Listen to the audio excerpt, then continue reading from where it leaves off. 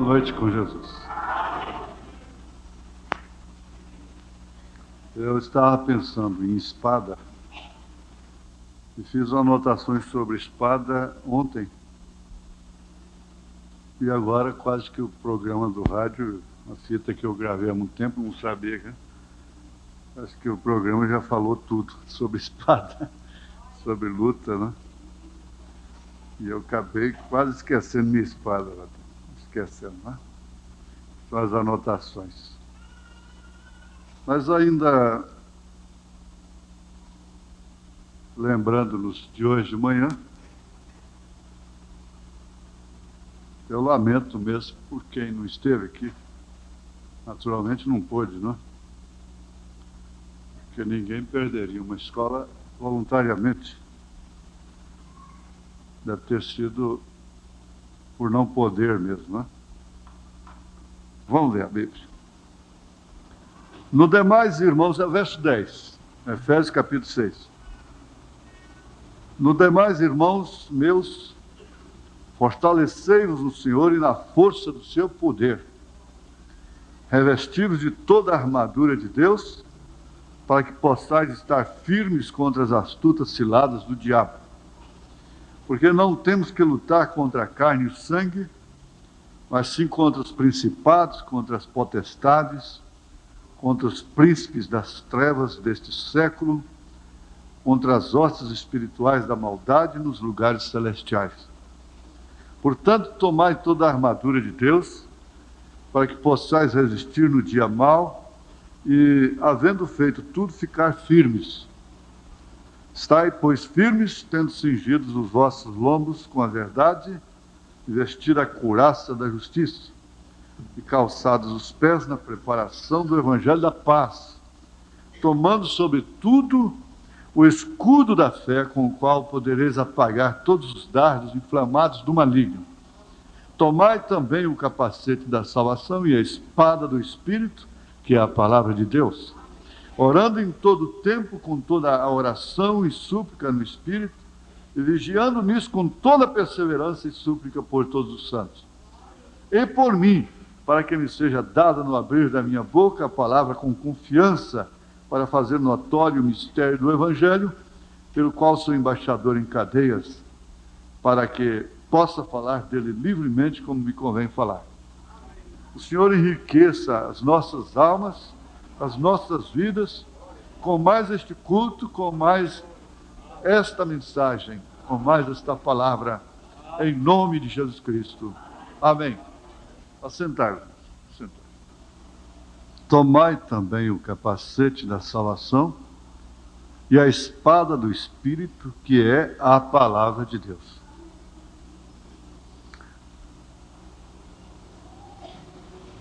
Eu estava ouvindo a palestra hoje de manhã, lembrando de um moribundo herói, um herói nacional, que deixaria o seu nome na história. Aliás, uma grande lição para todos os líderes. Mas quando os seus amigos chegaram para dar-lhe o que ele precisava realmente, já era tarde. Era muito tarde. Ele respondeu somente com olhares, não é? Ele já estava moribundo e a sua morte viria justamente por causa da causa pela qual ele lutou. Então, há muitos pais, mães, esposos, que quando as pessoas, entes queridas, não é, resolvem compreendê-las, já é tarde. Oferecer-lhes a grande ajuda da compreensão, já é tarde, aí não precisa mais.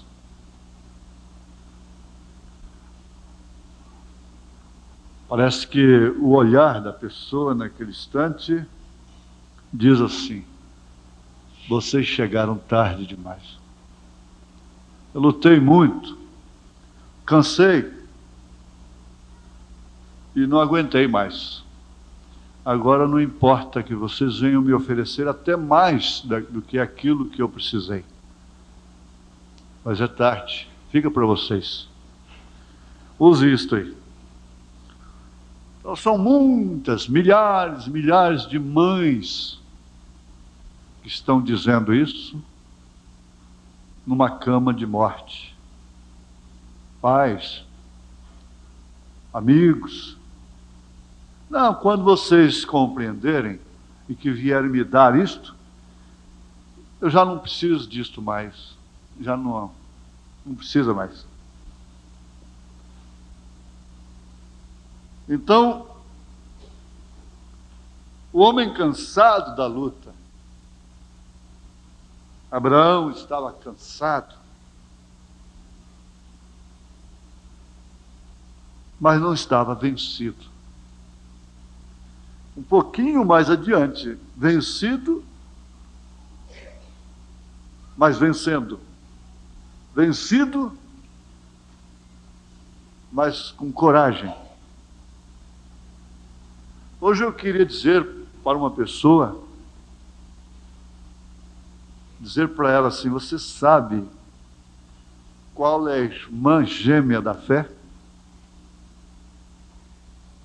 Não sei o que ela iria dizer para mim, mas eu iria dizer: a irmã gêmea da fé é a coragem, é entusiasmo.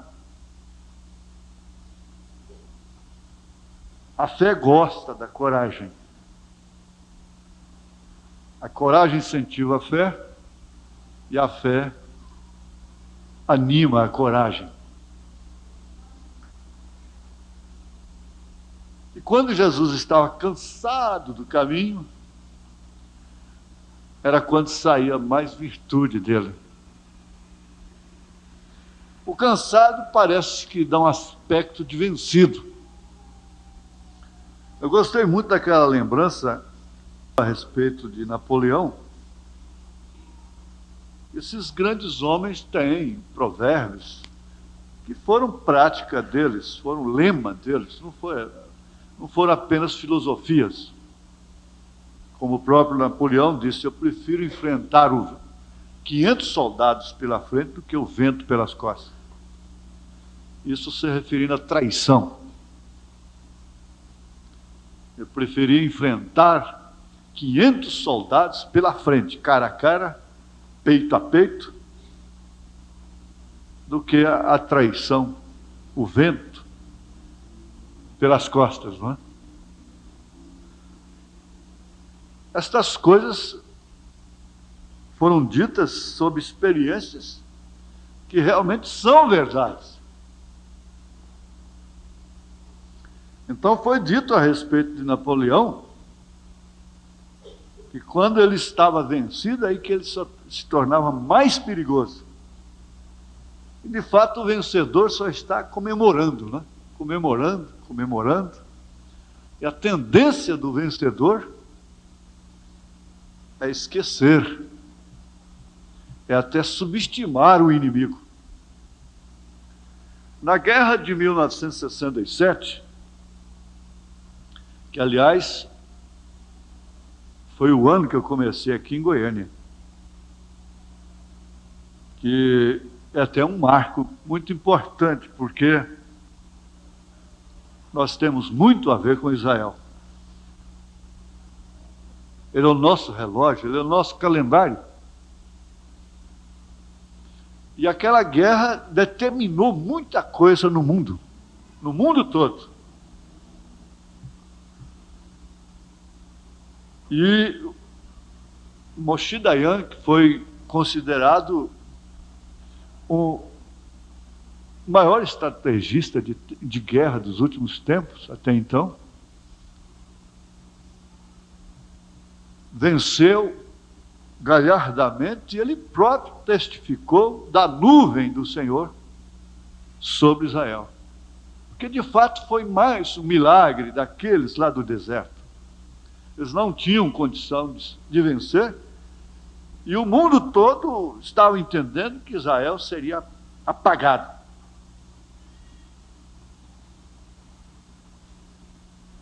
Agora, o que aconteceu? Ele tomou um forte muito grande, muito importante para Israel,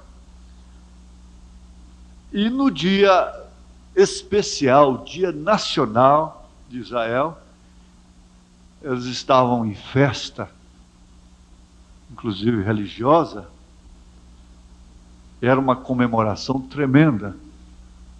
E foi justamente naquele dia, na hora da festa, que ele perdeu o forte. O inimigo reconquistou o forte. Astutamente, enquanto eles estavam festejando. E por causa disso ele perdeu o ministério. Ele caiu. Então,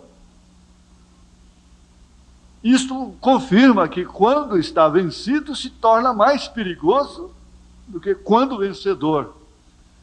Quando você está só vencendo, a tendência é você se ensoberbecer, se orgulhar, prosperar, ficar assim um tanto descuidado. Não precisa vigiar tanto. Passa a confiar na sua esperteza, na sua sabedoria, na sua experiência, nos seus meios, nas suas estratégias. E aí é onde muitos perdem. São surpreendidos e perdem tudo que ganhou às vezes.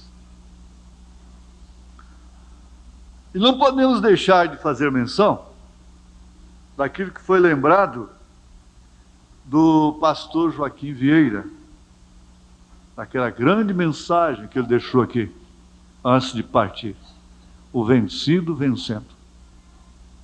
Mas, de fato, Abraão voltava cansado, porém vencedor. Muito cansado. Foi quando ele se encontrou com Melquisedeque. Melquisedeque foi aquele sacerdote que não tinha genealogia, não tinha pai nem mãe, ninguém sabia quem era ele. E que Jesus Cristo era sacerdote segundo a ordem de Melquisedeque, está escrito aos Hebreus. Então aquele Melquisedeque, a quem Abraão dizimou tudo, era Cristo, era Jesus. E o que fez Melquisedeque? Então deu a ceia para Abraão. Ele estava voltando da guerra com aqueles cinco reis, libertou o seu sobrinho, mas não se envolveu com Sodoma por causa disso, não. Ninguém vai pensar nisso. Voltou para o seu lugar com seus facões enferrujados, como diz o profeta, porém como vencedor. Quando eu ouço e vejo um quadro como esse, que acabamos de ver, eu fico pensando, meu Deus, o que é que vai mais falar comigo depois disso aí? Será que ainda tem que haver uma interrogação depois de vermos uma coisa como essa tão clara?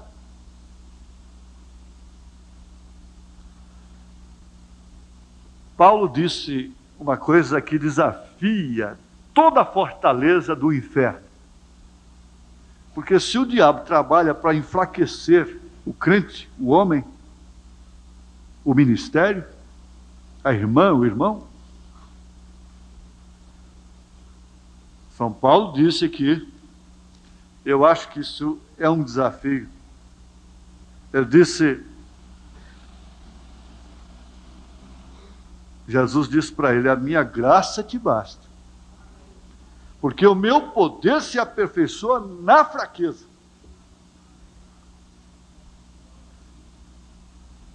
De boa vontade, pois, me gloriarei nas minhas fraquezas, para que em mim habite o poder de Cristo. Você sabe que em certos casos, a pessoa deixando de comer, ela vive mais? Em certos casos. E a pessoa comendo mais, ela morre mais depressa? Há até espécies de suicídio dessa forma.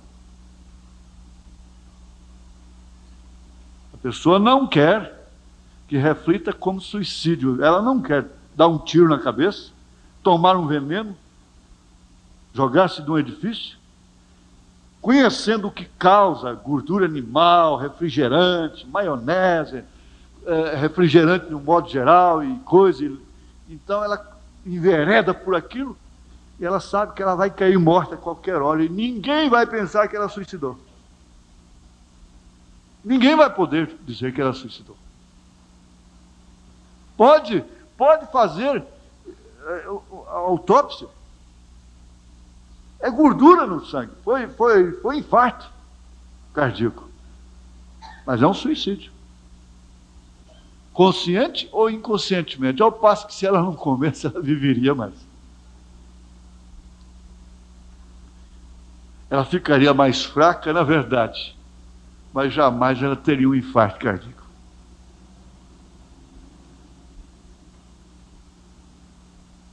Não é toda força que quer dizer resistência.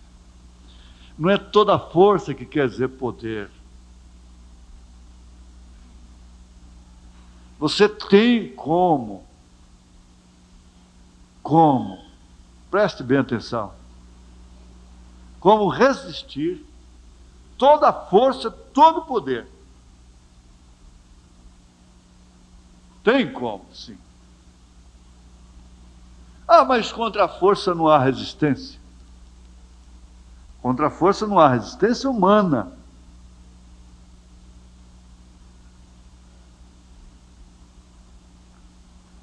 A minha graça te basta. O meu poder se aperfeiçoa na fraqueza. De boa vontade, pois me gloriarei nas minhas fraquezas, para que em mim habite o poder de Cristo. Eu quero ver qual é a força que poderá resistir o poder de Cristo. Então aquele espinho que ele tinha na carne passou a ser uma bênção. Se tornou em uma bênção para ele. Pelo que sinto prazer nas fraquezas, nas injúrias, nas necessidades, nas perseguições, nas angústias, por amor de Cristo. Porquanto, quando estou fraco, então sou forte. Quando estou cansado, vencido, é que eu estou forte. Quando eu estou forte, eu não tenho fraqueza. Quando o homem está forte, ele não tem fraqueza. Mas sentir prazer nas fraquezas, nas necessidades. As pessoas não querem definitivamente sofrer necessidades.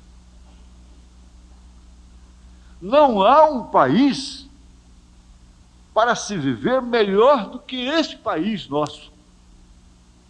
Não tenha dúvida, não. Esse país é um mar de rosas. Nós temos paz. Nós temos direitos. Mas com tudo que está acontecendo, sim, com tudo que está acontecendo. Em relação a outros mundos, nós estamos vivendo um mar de rosas. Mas ninguém sofre necessidades. Principalmente quando começa a ter as coisas. se torna muito difícil. Eu estava dizendo, o nosso empresariado tem medo de assalariar. Quando o salário não é pesado para o patrão. Não é um gasto, é um investimento. As grandes nações, as grandes empresas que desenvolvem mesmo sob tecnologia e marketing e tudo, eles sabem que o funcionário, o operário, o gasto com o operário não é gasto, é investimento. Está investindo. Mas botar isso na cabeça é custoso. Porque é uma questão de cultura. Isso só funcionaria através de séculos. Porque tem que passar essas gerações. Morrer todo mundo. Então as pessoas não entendem que quando se encontra uma pessoa que corresponde com a mão de obra perfeita, altura, honestidade, zelo, interesse pela causa, que ela não está gastando, ela está investindo.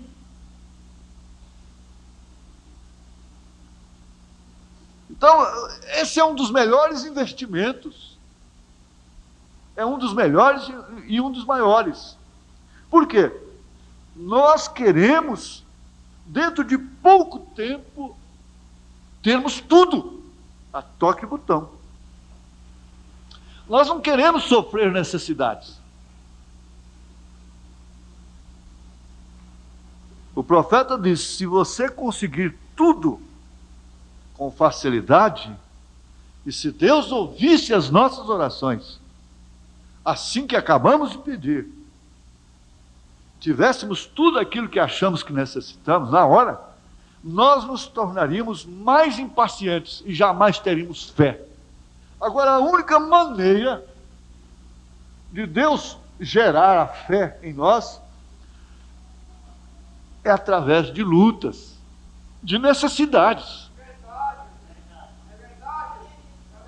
Então, por isso, Paulo disse, olha, com todo respeito, gente, não vamos cair em complexos, porque às vezes as pessoas fazem como é que fala, me foge o termo correto,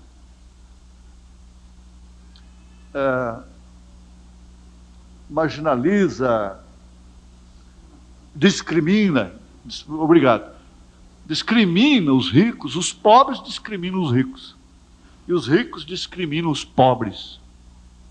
E há um complexo. Outro dia um doutor estava me dizendo, assim, mas como é difícil a gente ser doutor dentro da mensagem. É custoso. Sabe por quê? Porque cria um complexo com a gente. E é mesmo lá fora, tudo que acontece, o carroceiro vem no meu carro, dando marcha ré no cavalo, assim, até bater a carroça no carro. Eu vou falar com ele, chamá-lo a responsabilidade. É porque o senhor é doutor? É porque o senhor é doutor? Porque o senhor é doutor? Então cria um complexo até com os sábios, com os mais ricos, dentro da própria igreja. E vice-versa. Mas Paulo disse que Deus escolheu os pobres deste mundo para serem ricos na fé. Agora, quem disse foi a Bíblia que diz. Por quê? Porque os pobres sofrem necessidades. Os pobres têm que orar mais para conseguir as coisas. Os pobres têm que orar para comprar um vestido, para comprar um sapato. Tem que orar para comprar 1 quilo de carne. Já o rico não, ele nem olha preço no mercado. Só vai pegando e jogando dentro do carrinho. Só isso. De qualquer maneira, eu vou levar mesmo para que olhar preço. Eu preciso. E aquele supérfluo e aquela coisa toda. Já o pobre precisa de orar para cumprir uma lista. A lista necessária da vida. A lista básica. E Laodiceia é rica. Por isso ela está vomitada da boca de Deus. Rica sou e não tenho falta de nada. É claro que nós temos que pensar nisso agora no fator espiritual. Quando as pessoas ficam ricas de moral, de boa família, de tudo dar certo, de não ter problemas, tropeços, causas de cansaços, de derrotas até na vida espiritual, elas se tornam facilmente umas fariseias, se tratando de pessoas, não é?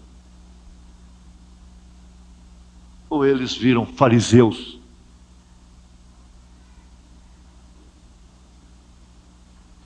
Não pode prosperar espiritualmente, como não pode prosperar materialmente.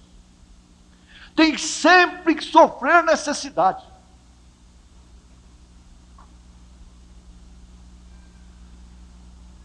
Nós sempre vamos estar necessitados. E eu gosto daquilo que Davi diz: sou pobre e necessitado. Agora, ele não estava dizendo que ele era pobre e necessitado de comida. Ele tinha carruagem, ele tinha soldados, generais à sua disposição. Mas sou pobre e necessitado. Foi o mesmo que dizer miserável homem que sou. Foi a mesma declaração em outros termos. Sou pobre e necessitado. E eu preciso de ti, Senhor. Ah, bom, agora então apareceu a espada. Eu estava pensando uma coisa muito profunda, muito importante. Eu gosto de ouvir palavras assim, de substâncias, do princípio ao fim, como ouvimos hoje. Nada de encher linguiça, em força de expressão. Então, vendo que a espada de Saul provavelmente era feita do mesmo material, era um aço especial. As espadas não eram feitas de ferro comum. A espada de Saul podia até se misturar com a de Davi. Mas uma coisa fazia diferença. Eram as mãos que sustentavam a espada. A espada de Davi nunca trabalhou contra Saul. A ponto de Davi apanhar a Saul dormindo e não fazer-lhe mal algum. A espada de Davi cortou o pescoço de Golias a favor de Saul. Em favor de Saul. Em defesa de Saul. Ele trabalhou por Saul. Mas o Saul nunca pôde se pôr diante do povo a favor dele. Dizer uma palavra a favor dele. Mas só contra ele. O Davi estava sempre peitando a coisa.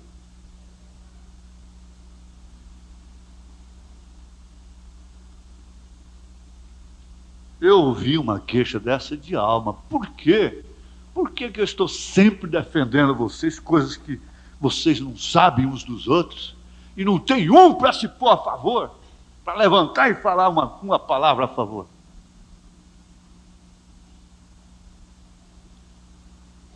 Mas a espada de Davi trabalhou, pelo contrário, em defesa do reinado de Saul, do povo de Saul. Saul era responsável pelo povo. Quando Davi venceu ali, ele estava vencendo por Saul, para sustentar o seu ministério, o seu reino.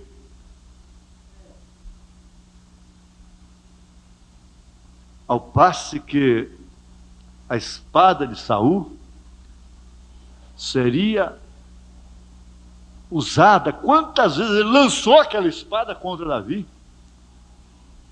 Quantas vezes Davi tirava o corpo, negava, estava fugindo da sua espada, foragido, e não podia dormir, tinha que entrar e sair com prudência, isso quer dizer acordado, porque se Saul apanhasse, punhalaria, cortaria o seu pescoço.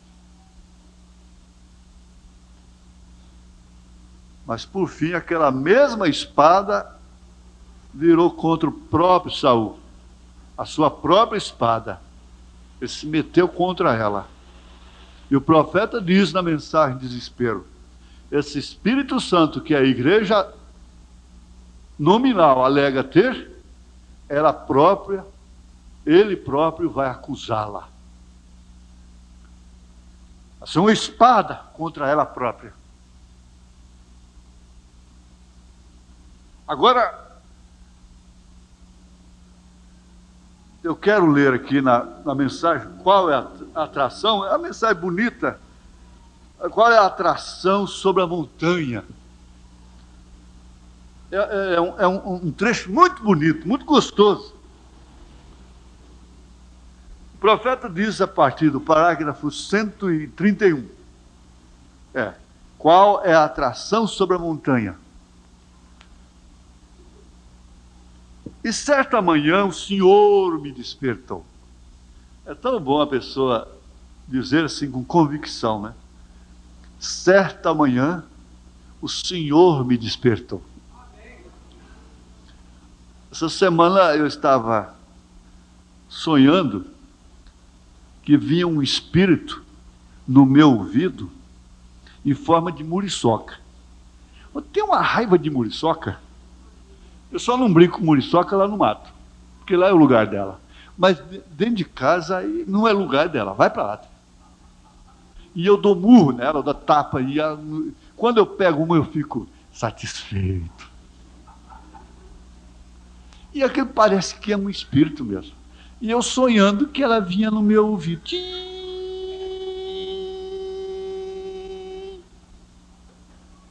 Até que eu acordei. Quando acordei, tinha uma muriçoca mesmo, de verdade, zunindo no meu ouvido. E eu larguei um tapa, não foi nela, foi na minha orelha. Que coisa. Depois eu esbagacei, só que ela estava cheia de sangue. Mas é isto. Quantas vezes o Senhor nos desperta no amanhã? E quando o Senhor desperta, é para alguma bênção. É para falar alguma coisa boa. É para uma experiência.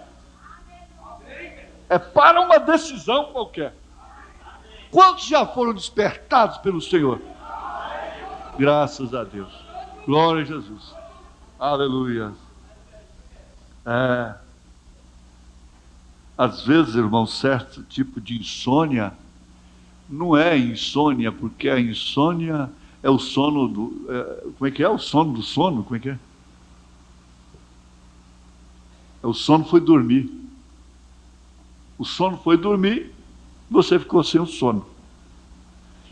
Então você levanta, faz igual o Zé Pereira, que é pai do irmão Divino Pereira. A gente não sabe qual dos dois, né, que ganha um do outro. Então a irmã Maria acorda e está o Zé Pereira, olha debaixo do guarda-roupa, olha debaixo da cama, abre o guarda-roupa, olha lá dentro, puxa a gaveta da penteadeira, vai para lá, vai para cá. Zé, o que é que tu está fazendo? Eu estou procurando sono, perdi ele. É difícil, né? Procurar o sono. Mas há certos momentos, certas horas, certos momentos que ficar sem dormir, acordar, despertar, é o Senhor. Samuel não acordava? Samuel, o que é? Por fim, ele se levantou e foi lá no sacerdote. Escuta, só ouvi uma voz, me chamou. O senhor que me chamou? Não, não fui eu. Voltava lá, o senhor que me chamou? Não. Eu não deixava o menino dormir. E menino dorme gostoso, não é? Dorme na igreja. O sono de igreja é gostoso demais, não é? Quem é de vocês aí que já dormiu aqui no culto? Hein? Mas é um sono gostoso, né? A hora que acaba o sono, a igreja acaba o sono. E Samuel, tá doido, Samuel. O quê? Ia lá no Eli. Você já pensou? Que tristeza. A mãe tem um único filho, esse menino vai morar com um sacerdote, que tristeza, né? Você já pensou morar com um sacerdote velho, já uma criança? Menino precisa brincar, precisa de parque, mutirama, precisa queimar energia. Agora morar com um sacerdote, o que é isso? Samuel, ele vai lá no Eli, até que Eli disse, olha, a hora que chamar de novo, você fala, Senhor, que teu servo ouve. Eis-me aqui. Que era a maneira deles responderem à voz do Senhor. E assim fez Samuel. E Samuel recebeu um recado de Deus muito duro para ele. Mas certa manhã o Senhor me despertou e disse, se nós fizéssemos só aquilo que o Senhor disse para a gente fazer, irmãos, podia virar o mundo por cima da gente. Pode virar o mundo em cima da gente. Pode virar a imprensa, tudo quanto é demônio do inferno. Amigos, inimigos, seja lá o que for. Você fica seguro. Você fica abençoado. Ele disse, suba lá no Sabim Canyon, no Monte Sabim. E eu tomei um pedaço de papel e minha Bíblia, eu já sabia. Então eu já peguei logo um pedaço de papel e minha Bíblia. Minha esposa disse, onde você vai? Onde você vai? Ora, eu disse, eu não sei, eu lhe direi quando eu voltar. O irmão Brando dava muito trabalho para a irmã Meda. Só que tem uma coisa, ele só saía com a Bíblia debaixo do braço e uma cadernetinha. E ela sabia realmente onde é que ele ia. Era com Deus. O assunto dele era com Deus, não era com outra. Ela não tinha que preocupar, ela não tinha que ter ciúmes dele. Não é certo? Onde é que você vai, onde é que você foi? Pega pelos colarinhos. Onde é que você... Bom, eu não sei. Quando eu voltar, eu te direi. Eu fui ao Canyon, subi até onde as águias estavam voando ali. Eu grifei de vermelho. Subi até onde as águias estavam voando ali. Onde as águias estavam voando. Tem hora que você vai onde o quê? Os esquilos estão chirleando. Blá, blá, blá, blá, blá, blá, blá, blá, e é só maledicência. É aquele ponto de encontro dos irmãos maldizerem. Às vezes há casas que viram ponto de encontro. Aqui não. Mas há muito disso lá fora.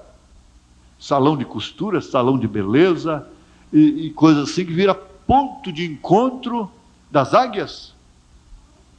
Das águias? Não, não é das águias. As águias não comem carniça de ninguém. Encontro dos corvos. Os corvos é que estão desenterrando a carniça. O irmão Brana diz que quando você desenterra a vida de uma pessoa, um corpo morto, o mau cheiro vem no seu nariz, você vai sofrer dores de cabeça. Você que vai sofrer. Então lá havia um encontro de águias. Ora, Deus só podia levá-lo para onde estavam as águias, naquela hora. Porque ele era uma águia. Isso aqui não é uma aplicação vazia. Tem sentido perfeitamente isto. Subir até onde as águias estavam voando ali. Você acha que quando ele estava lá no mato e que houve aquela tempestade tremenda, e de repente ele viu um esquilo chirleando, incomodado, entrava e saía no buraco do pau da árvore lá, que ele olhou, o esquilo estava incomodado com uma águia. Então isso não estava acontecendo por acaso. Isso é uma mensagem recheada. Ele olhando aquilo, ele disse, ela desceu forçada pela tempestade. Mas aquele chirlear do esquilo tanto a incomodou, que por fim ela abriu aquelas portentosas asas e simplesmente foi ganhando altura, e eu olhando com os meus binóculos, até que ela ficou pequenininha e sumiu lá na rocha. E deixou o esquilo lá embaixo. Um bom lugar de ir é onde tem águia. Quando Maria estava cansada e que tinha que se refugiar em algum lugar, ela não foi para uma reunião de abutres. Ela teve uma direção diferente, inspirada, dirigida. É questão de predestinação, é questão de Deus inspirar, dirigir. Por que as pessoas estão sempre, eu não sou culpado, mas aconteceu porque, por causa disso. Por quê? Deus tem compaixão de quem Ele tem compaixão, tem misericórdia de quem Ele tem misericórdia. Por que o profeta diz, por que certos dardos não atingem determinadas pessoas e vivem atingindo constantemente a determinadas outras?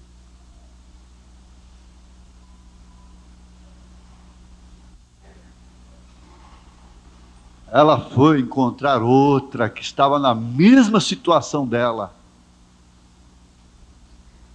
Isabel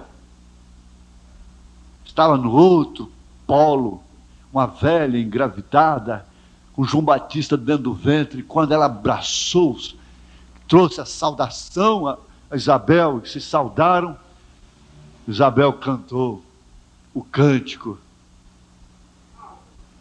de vitória. João, que estava morto no seu ventre, ressuscitou na hora. Saltou dentro do ventre dela. Eu digo isso porque foi o profeta que disse.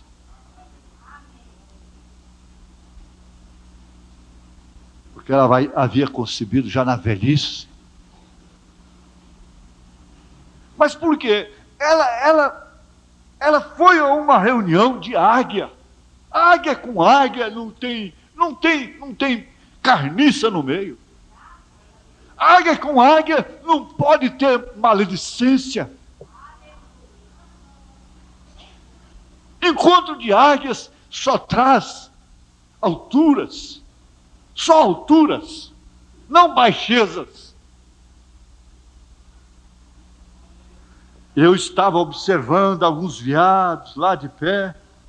Eu ajoelhei para orar e levantei minhas mãos e uma espada veio até a minha mão. Aleluia! Essa espada só podia vir na sua mão, era num ambiente daquele mesmo. E uma espada veio até a minha mão. Eu olhei ao redor e pensei, o que é isto? Eu não estou fora de mim? O que é que está acontecendo? Aqui está essa espada em minha mão, brilhando, reluzindo com o sol. Eu posso tê-la na minha mão. Não é uma visão. Que isso? De onde vem essa espada? Nesse ermo aqui só tem águia, bichos, veados, paz. Não há guerra aqui, por que essa espada?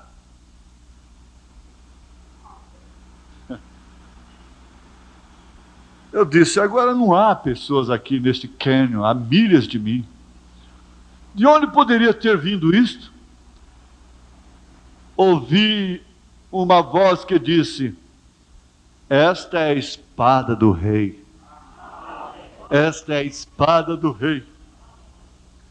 Eu disse, um rei arma um cavaleiro com uma espada? A voz voltou e disse, não a espada de um rei, mas a espada do rei. Do rei. Amém? A palavra do Senhor. Essa espada do rei é a palavra do Senhor.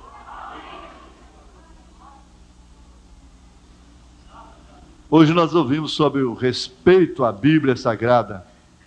Respeito para com a Bíblia. Eu já disse que eu vi uma vez, quando era criança ainda, uma Bíblia dentro de uma casinha, uma fossa, uma latrina, servindo de papel higiênico.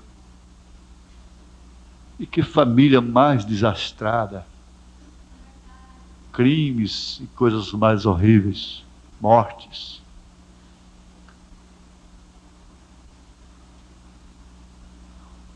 Cabe um respeito físico pela Escritura. Não uma idolatria como objeto sagrado, mas um respeito físico. Afinal de contas, aqui está a letra. Letras que são sagradas. Se idolatram tantas coisas neste mundo. Idolatram pessoas, respeitam pessoas por interesses ou não, por amor.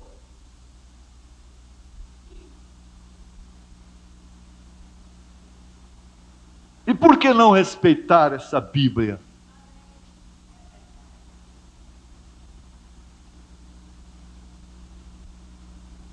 Ela é a espada do rei, porquanto ela é a palavra do Senhor. E disse a voz, não temais. É simplesmente a terceira puxada.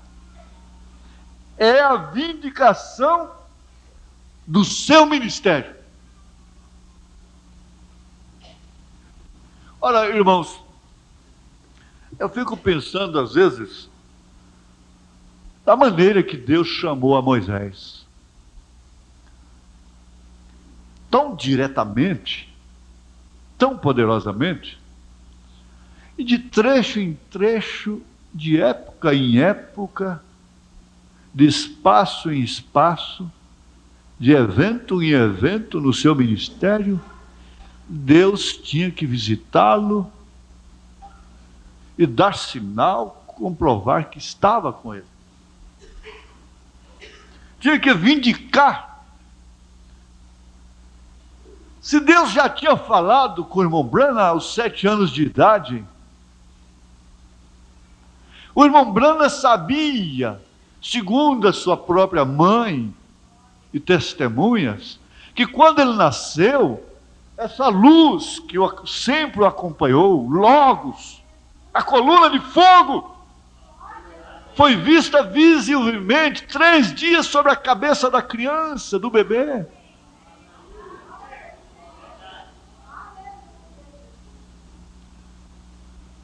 Mas cada etapa é uma transição. E ele precisava, naturalmente, daquela vindicação. E toda a vindicação que veio para ele, em certo sentido, é para nós. É para mim. É para você. Quando o anjo disse para ele, você tome cuidado com fama, dinheiro e mulher. Então nunca mais esse anjo vai aparecer para nenhum obreiro e falar isso para ele, porque já apareceu para ele. Outro dia um irmão me telefonou de outro estado e disse, olha, minha esposa está preocupada com o senhor porque ela sonha três noites em seguida com o senhor e advertindo o senhor para ter cuidado com a fama. Eu falei, eu danei a rir no telefone, falei assim para ele, ó, fala para ela que só se for com a má fama, porque é boa não tem perigo mais não, viu? Tem que ter cuidado com a má agora, porque a boa já passou o tempo. Não tem mais perigo da boa, não. Agora com a má, ela pode esperar aí, viu?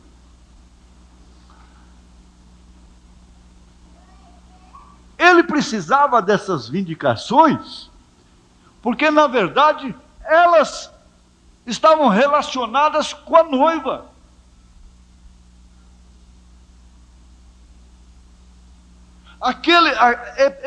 Vários episódios, acontecimentos familiares, esse problema que é tão citado por todos os pregadores da mensagem, o caso de Rebeca, e ele ali, o caso do Roque, que se aquele irmão, se o pai de Rebeca, o profeta desta era, chegou a se desesperar tanto por causa, em repúdio, em desespero por causa da filha estar tocando um rock, como é que pode a igreja botar rock amparado dentro da igreja, em cultos?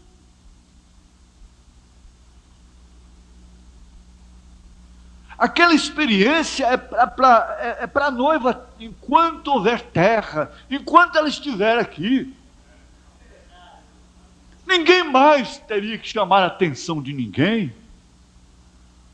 Depois de saber que esse ritmo veio do inferno. Mas essa espada seria para cortar, lutar, combater, cansar.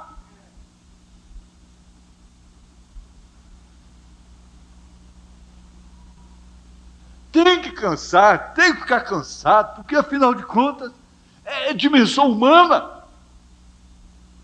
Aqueles generais, aqueles homens de Davi, quando Davi suspirou, que estava foragido, suspirou desejando aquela água de Belém, eles apanharam a espada e lutaram, furaram um buraco na fila dos filisteus. Lutaram tanto que depois não podiam soltar as espadas. Suas mãos ficaram travadas, presas na espada, eles não podiam abrir mais as mãos. Não tinha como. Você não tem como, depois de lutar tanto, abrir as mãos e soltar essa palavra do Senhor, com a qual você tem vencido os dardos inflamados do diabo nos lugares celestiais, dentro de si próprio, dentro de si própria.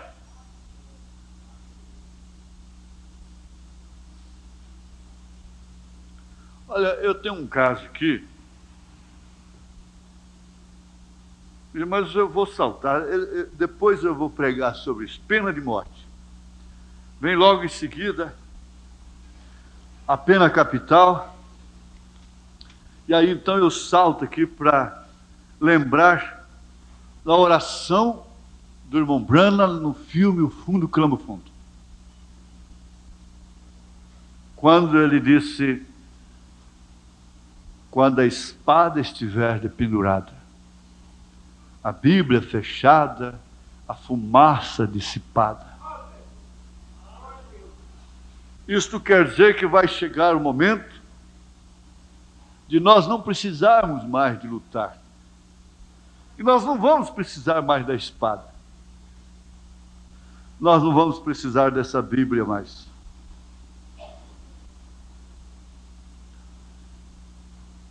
Essa Bíblia não vai no rapto.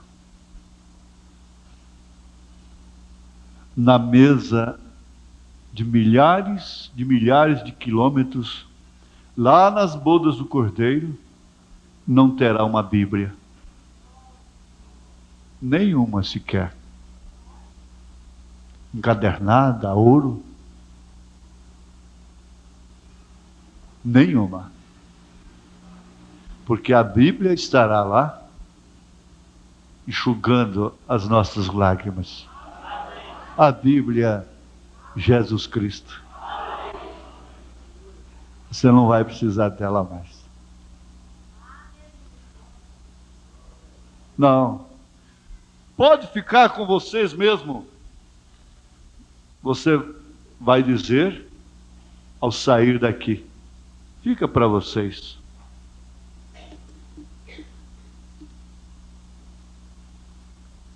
Eu não necessito mais dela. Mas uma coisa é certa, enquanto eu estiver aqui, eu preciso dela. Porque eu preciso de Ti, Senhor.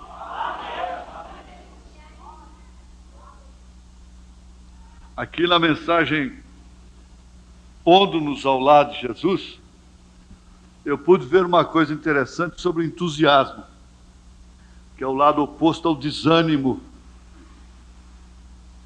Nós vimos hoje que o desânimo é a principal ferramenta do diabo. Para mim aquilo foi um desafio muito grande. E de fato, quando o diabo te desanima, aí ele pode pôr arreio, montar, você pode saber que você vai estar animado com outra coisa qualquer. Quando você se desanima com as coisas de Deus, você vai se animar com alguma coisinha. Alguma coisa vai ficar ativa. Porque quando falta um sentido no homem, os demais ficam mais sensíveis.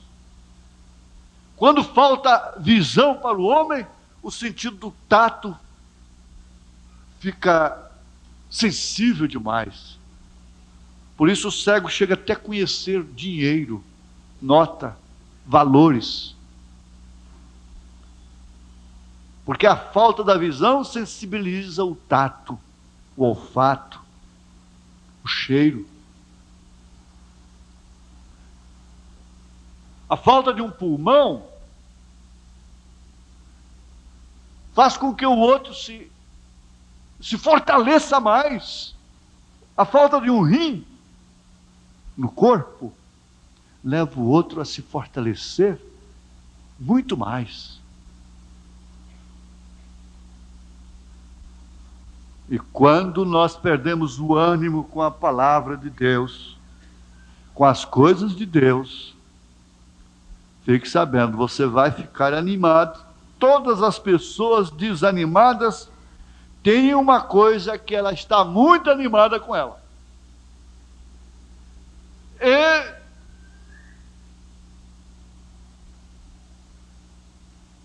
muitas delas sabem qual delas que fica mais ativada.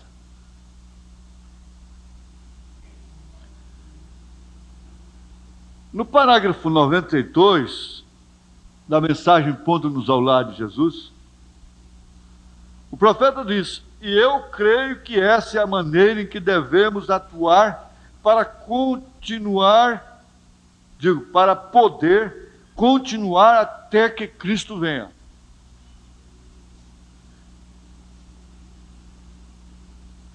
E isso é o que queria dizer-lhes nessa forma.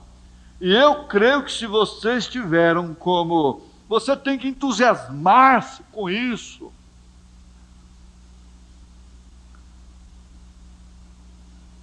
Você tem que ficar animado com isso. Se vocês não se entusiasmam, então algo está incorreto. Você tem, não tão somente que dizer, bem, no mês passado eu estava bastante entusiasmado, porém não sei. Algo incorreto há em algum lugar. Não deixe isto ser levado de qualquer forma. Não, você tem que estar cheio de gozo todo o tempo, vê? E continue golpeando, golpeando, golpeando. Não fique desanimada, desanimado. É o demônio, é Satanás tratando de agarrá-lo.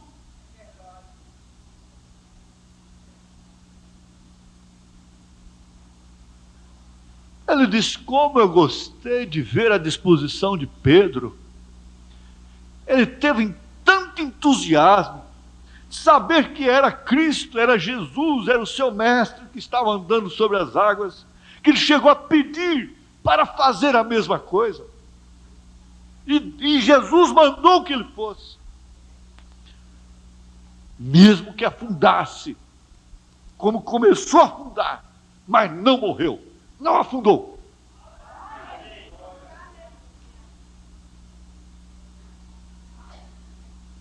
Continue golpeando, continue puxando o gatilho, pois é o demônio tratando de agarrá-lo.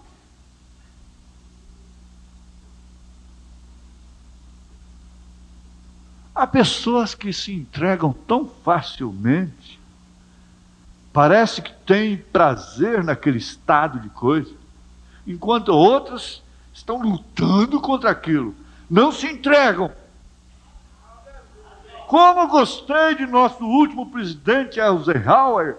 Ele dizia: quando estávamos pelejando, muitas vezes nos ocorreu que quando carregávamos os canhões e disparávamos, a bala não explodia. Parecia que tudo estava molhado, encharcado. Porém, o fazíamos uma e outra vez, até que encontrávamos uma bala que explodia. Puxe mais esta, puxe mais esta. Nunca nos dávamos por vencidos. Ainda tem mais, espera aí. Eu não estou morta, eu não estou morto. Essa é a forma de ganhar a guerra, minha irmã. Essa é a forma de ganhar a guerra, meu irmão. Siga tratando. Põe a bala e dispare. Puxe o gatilho. Você tem um objetivo, um alvo onde dar. Agora, se você está só com o objetivo natural na dimensão, então todas essas mensagens, como a de hoje de manhã, e tudo é só naquele sentido carnal, terreno. Mas se você está pensando em algo mais sublime,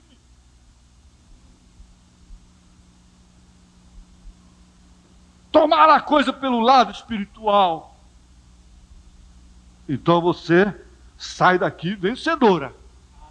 Vencedor. Paulo disse: mas em todas estas coisas somos mais do que vencedores. Jesus estava vencido no Calvário. Foi justamente a maior vitória dele. Foi a maior derrota de Satanás. Foi lá no Calvário, quando ele foi dado por vencido, por morto, que Satanás teve sua espinha dorsal quebrada. O nosso inimigo é aleijado, está com a espinha quebrada. Se ele não tivesse com a espinha quebrada, gente, vocês não sabem o que ele ainda faria. Se com a espinha quebrada ele faz tanta coisa, e se não tivesse? Ele levou um choque como que de 10.000 volts. Ele sabe, ele conhece quem está em você. Ele sabe que o que está em você é maior do que ele. Mas nós começamos a ficar frouxos, frouxos, frouxos. E nós mesmos vamos dando lombo para ele. Muitas vezes o diabo não está nem pensando naquilo, a gente fala, dá ideia para ele e chama ele. Vem fazer isso comigo, vem fazer isso com minha filha, vem fazer isso com meu filho, vem fazer isso com meu marido. Às vezes nem está acontecendo aquilo no marido, com o marido, mas a mulher chama, desperta aquele mal sobre o marido. Quantas vezes acontece isso? Ele nem estava pensando, ele nem sabia, mas você chama ele. Ei, ei, aqui é uma oportunidade para você.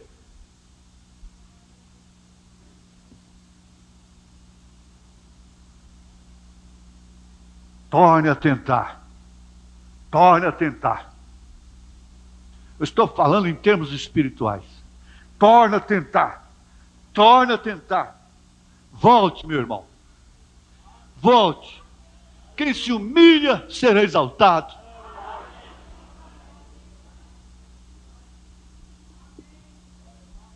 Não é depois de lutar tanto tempo, entregar assim de bandeja para ele, não. Espera aí. Que sejamos esfacelados, escapelados, envergonhados, desmascarados, afrontados, baleados, seja o que for, mas vamos em frente. Torne a tentar até que possa explodir. Uma delas está viva. Uma delas está viva. Me lembrei de minha avó agora, contando o caso do bem-te-vi com o carcará. O burro velho, magro no tempo da seca, deitado lá no curral, como morto. E o carcará vem logo nos olhos, né? E as partes mais sensíveis do animal. E o bem-te-vi está de lá. Ele está vivo. Ele está vivo. Ele está vivo. O carcará ia lá e, de repente, o carcará entendeu de comer um pedaço mesmo. O burro, hein? O burro velho, cansado, magricelo, na seca, morrendo lá. Reagiu à bicada do carcará. Prendeu com o seu rabo e saiu dando coice, e esse carcará batendo asa até... E o bem-te-vi gritava de lá: bem te disse, bem te disse, bem te disse, bem te disse. Uma delas está viva. Ela vai explodir. O dia que todas as vezes que você vê um bem-te-vi cantando, você vai ver: bem te disse, bem te disse, bem te disse. Você vai lembrar disso. E uma delas explodirá. E assim devemos fazer nós. Mantenhamos-nos disparando, disparando, disparando. Estou indo ali sem sequer saber, sem direção ou responsabilidade, milhões de pessoas com seus olhos fixos em você. O que vai você fazer? Qual é o próximo movimento? Alguns pensam que estou morto. Veja só, alguns pensam que eu estou morto. Lá naquela ilha, quando a víbora pendurou no dedo de São Paulo, eles ficaram convencidos de que Paulo merecia morrer mesmo. O homem se escapa do vendaval, da tempestade, do naufrágio no mar. Aqueles nativos estavam acostumados a ver pessoas serem feridas por aquela víbora e morrerem na hora. Não tinha salvação, não tinha cura. E eles foram acender uma fogueira lá, quando de repente vem Paulo com a dita cuja venenosa e pendurada no seu dedo. O que simboliza aquela víbora? Onde foi que você adquiriu isto? Foi no campo de batalha, de pendurada, e ele simplesmente atirou no fogo. E eles ficaram estupefatos, perplexos, olhando, esperando o homem inchar e cair. Quando eles viram que não aconteceu nada, disseram: é Deus, esse homem é Deus.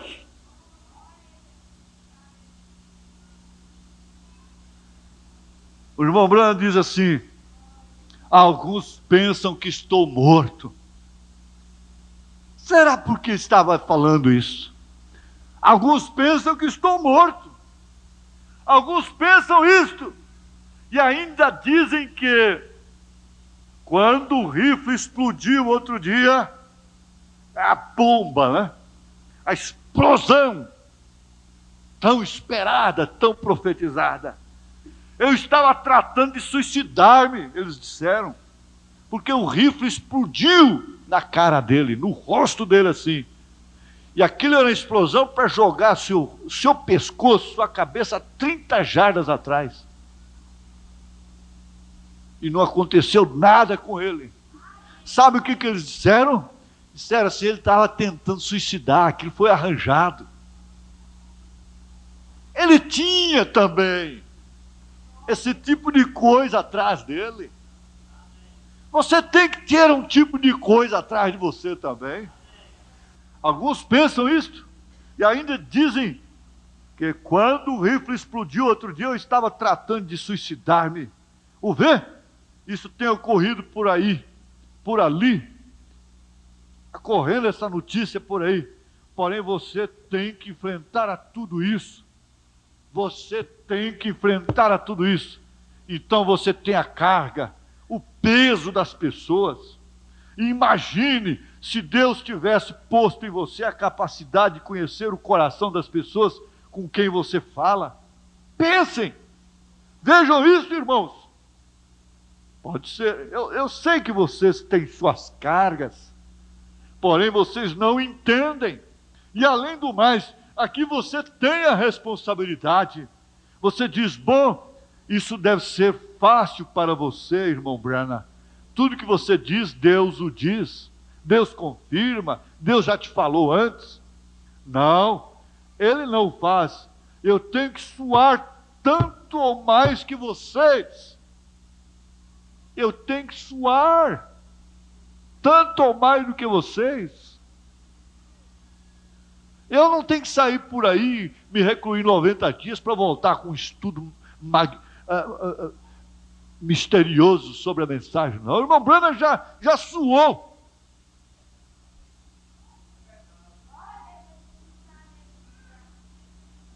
Eu tenho que suar mais que vocês e de mim se requererá muito mais.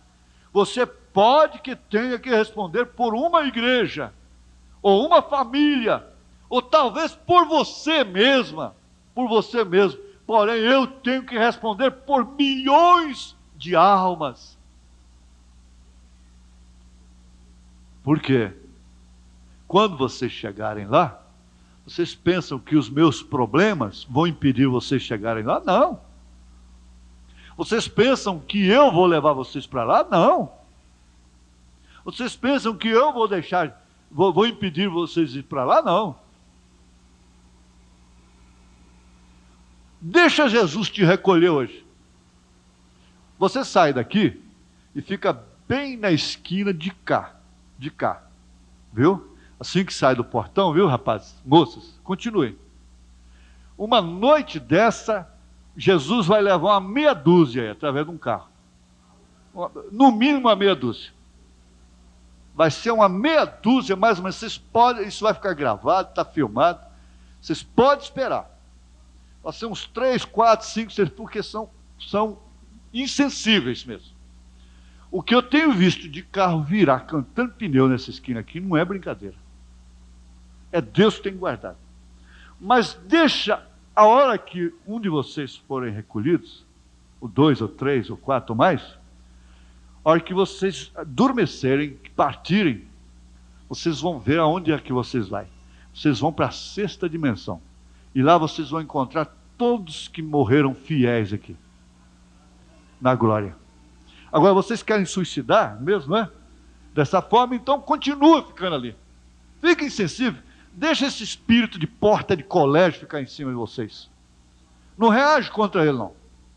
Fica aquelas pessoas quietas diante de automóvel, diante de farol, buzina, ouvindo palavrões e coisa, e enfurecendo motoristas mundanos, às vezes cheios de droga, bêbados e qualquer coisa assim. Continue, não tem problema não. Eu sou meio extremista, não sou? Ou muito extremista. Mas continue, mocinhas e rapazes. e até senhoras mesmo, continue aí na esquina. Continue.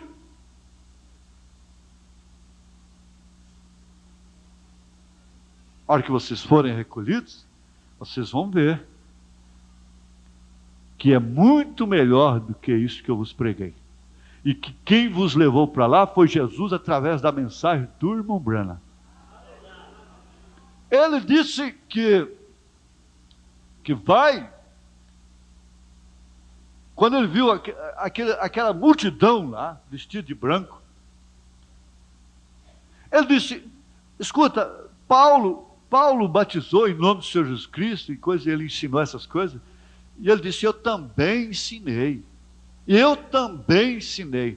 Então aquela multidão, olha, milhares de vezes maior do que essa aqui. Vocês estavam lá pelo ministério dele. Entendam isso em nome de Jesus Cristo. Responderam a uma voz, nisto estamos confiando. Ele é o pastor da noiva. Nenhum pastor local será mais do que ele, ou igual a ele, poderá engraxar seu sapato. Não! Ele foi um nazireu de Deus, ele trouxe a pedra de coroa. Nós estamos aguardando.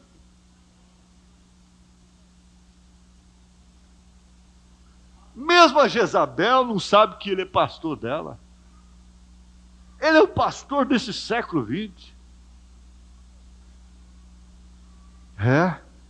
Agora veja, você tem que responder por a família ou por você, mas eu tenho que responder por milhões de almas. Eu tenho que conhecer meus movimentos.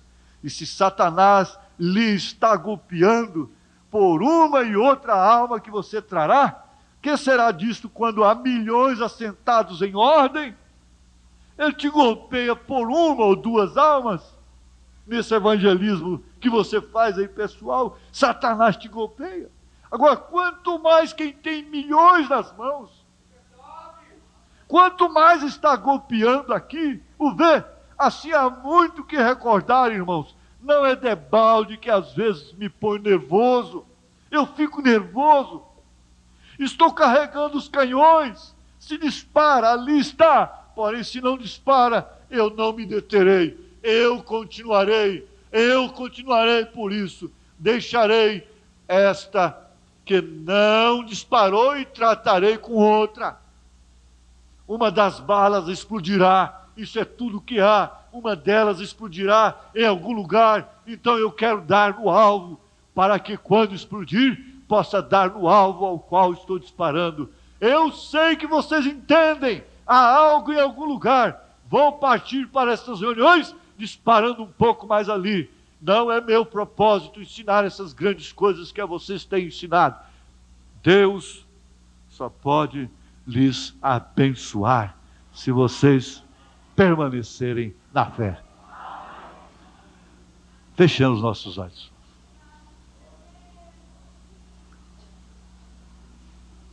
E certa manhã o Senhor me despertou. Subi até onde as águias estavam voando.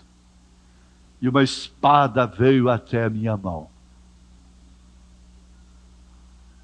A espada do Espírito, que está na sua mão, está no seu coração. Você crê na Bíblia, eu sei disso. Você tem a palavra do Senhor.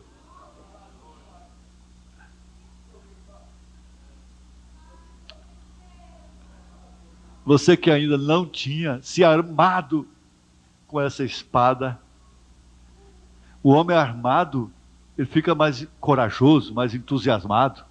Ele até se arrisca. E você acha que vir aqui na frente te ajuda? Então vem aqui na frente. Se você acha, se você sentir que isso te ajuda, então vem aqui para frente. Alguém sentiu assim? Que isso te ajuda? Aleluias. Glória a Deus. Você não sabe o quanto o batismo em nome do Senhor Jesus Cristo ajuda. Na verdade, chama um tipo de guerra sobre si. Mas é uma guerra, uma batalha da qual você já sabe que é vencedor. É vencedora. Então, você está vindo, rapaz? Muito bem. Eu pedi, irmãzinha, para fechar os olhos. Eu pedi para fechar os seus olhos. A mamãe não te ensina assim? Papai? Isso. Muito bem.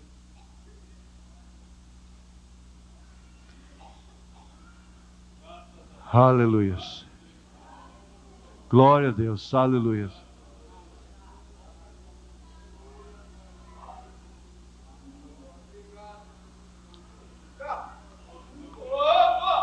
Aleluia.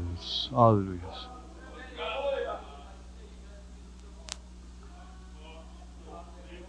Você que quer voltar para o companheirismo da palavra, vem aqui para frente também, você. Isso, rapaz. Isso, muito bem. Essa é a melhor escolha que vocês já fizeram nas suas vidas. Jovens, ainda novos, num mundo como esse, vindo à frente, declarando, professando a sua fé, a sua vontade de se armar. Isso é bonito, isso é coragem. Deus vai encorajá-los. Assim mais cedo na minha vida eu tivesse feito isso. Antes eu tivesse feito na idade que vocês têm. Você está com 17, você? Hã? 19. Você tem quanto? 35. Você? 21. Graças a Deus. Aleluia. Feche os seus olhos, irmãos. Vamos fechar os olhos. O senhor tem quantos anos? Quantos anos o senhor tem?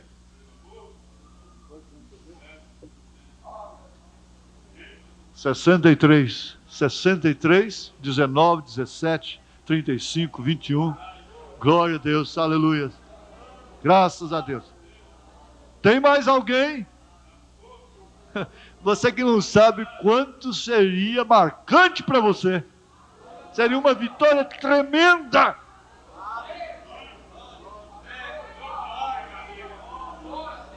Aleluia. Glória ao Senhor Jesus.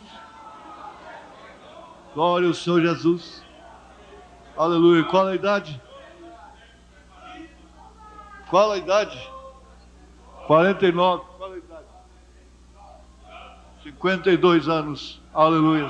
49, 52, 19, 17, 35, 20, 21, 63. Aleluia. Está vindo mais um jovem. Graças a Deus. Glória a Deus, mais uma senhora.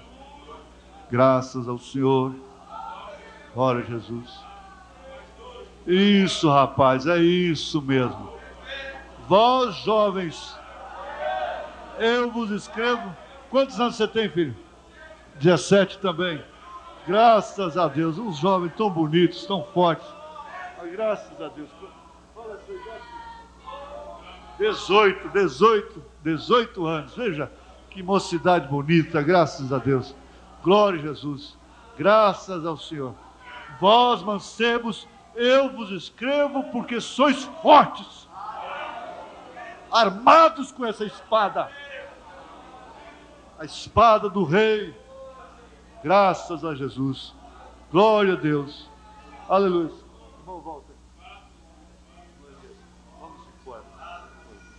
Aleluia. Graças a Deus, aleluia. Isto,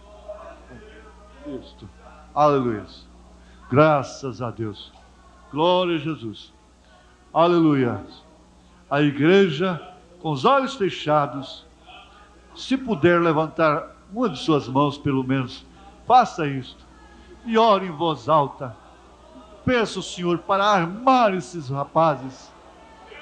Que beleza! 5 jovens especiais, senhores, senhoras, graças a Deus. Ó Jesus, aleluia, Senhor.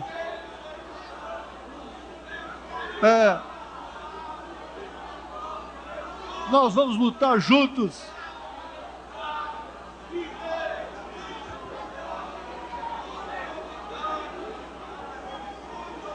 Aleluia, aleluia, glória a Deus, aleluia, aleluia, glória a Deus, aleluia, graças a Deus, graças ao Senhor, graças a Jesus, graças a Deus, graças a Jesus, aleluia, graças a Jesus, aleluia, amém, amém. Vitória a Deus já deu a mim, eu sei. Podeis assentar. Vitória a Deus já deu a mim, eu sei. Eu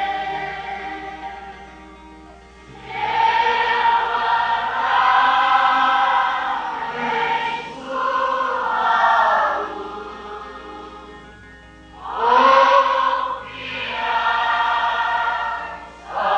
em Jesus. Glória a Deus, já deu a mim,